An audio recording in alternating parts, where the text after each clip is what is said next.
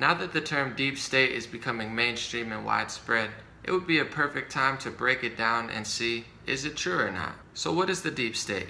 The definition says, a body of people, typically influential members of government agencies or the military, believed to be involved in the secret manipulation or control of government policy. In the past, these type of conspiracies have been called the New World Order, Illuminati, sometimes known as the establishment, other times described as corporations actually running America, and some people say it's the banks who control the world. So this deep state talk has been around for a while. I mean, let's be honest, when you have a population that knows more about what Kim Kardashian's wearing, the Super Bowl, and what Beyonce's doing, more than they know about how many bombs are being dropped in Syria, Somalia, Yemen, Iraq, Afghanistan, where the federal budget's being spent, and how many trillions of dollars are being lost and unaccounted for, I mean, what do you expect? Giving a small group of people trillions of dollars, all of the power in the world, and then not paying attention to what they're doing, literally, what do you expect? To add on that, here are some thoughts from well-respected and longtime Democrat Dennis Kucinich. Now, what's at the core of this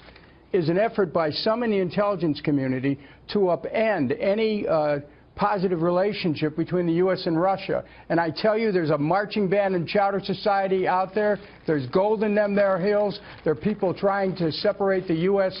and Russia so that this military-industrial intel axis can cash in. In the closing months of the Obama administration, they put together a deal with Russia to create peace in Syria.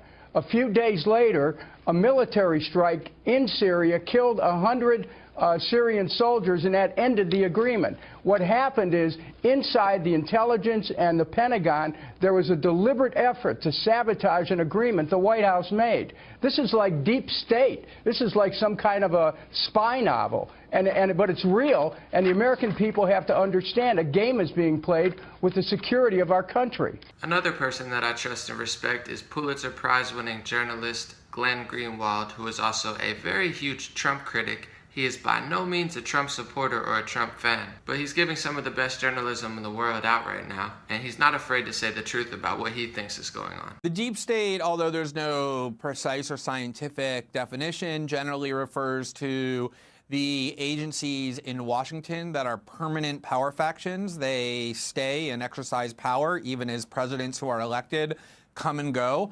They typically exercise their power in secret, in the dark, and so they're barely subject to democratic accountability if they're subject to it at all. It's agencies like the CIA, the NSA, and the other intelligence agencies that are essentially designed to disseminate disinformation and deceit and propaganda, and have a long history of doing not only that, but also have a long history of the world's worst war crimes, atrocities, and death squads. This is who not just people like Bill Kristol, but lots of Democrats are placing their faith in, are trying to empower, are cheering for, as they exert power separate and apart from, in fact, in opposition to, the political officials to whom they're supposed to be subordinate.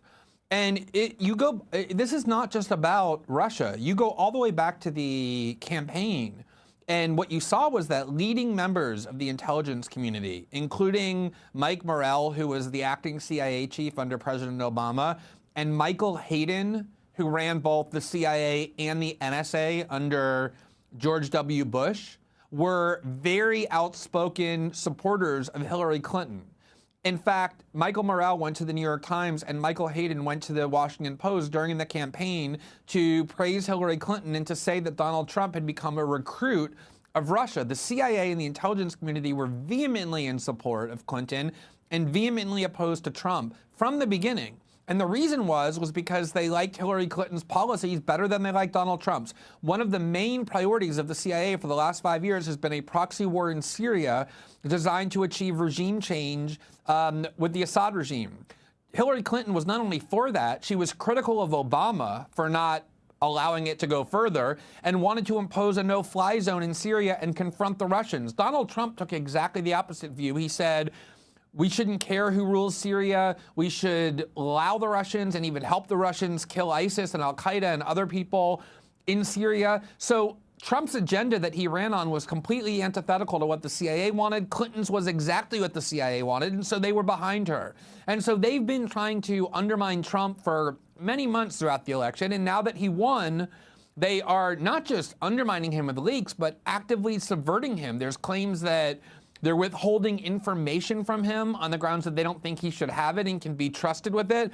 They are empowering themselves to enact policy.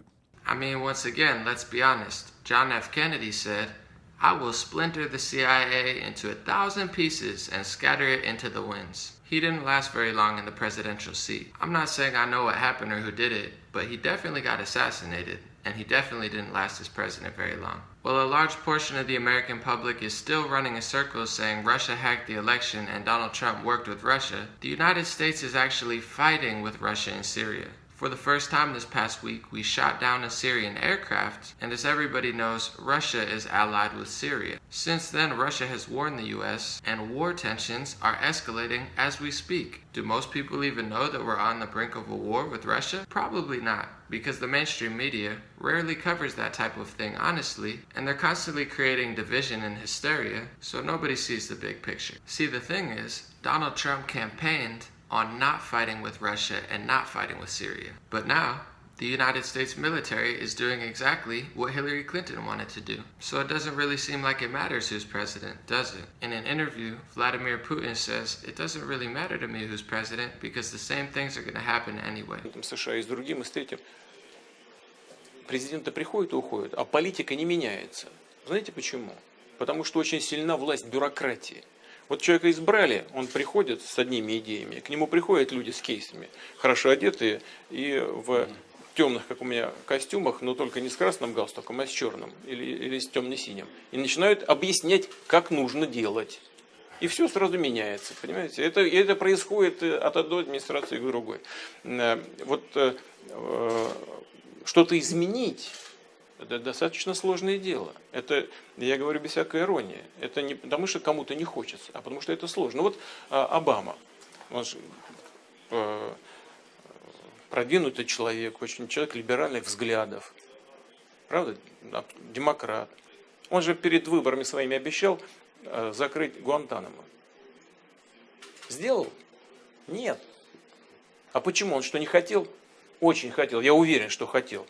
Но не получилось. Many people write Putin off and think anything Vladimir Putin or Russia does is dishonest and propaganda, but the truth is the truth no matter who says it. I'll leave it up to your interpretation, but when I hear Putin talk about Syria and other things that I already know the answer to, unfortunately, he tells a lot more truth than a lot of media sources I watch. Whose fault is that? His fault or the media sources for not telling that much of the truth? Donald Trump recently retweeted Sean Hannity, who had an intro with Newt Gingrich talking about the deep state. This is pretty revolutionary. It's the first president who's acknowledged that there may be a deep state. To wrap it up, here's my personal thoughts. I think absolutely there's more going on. I don't think it's hidden like the Illuminati or the New World Order.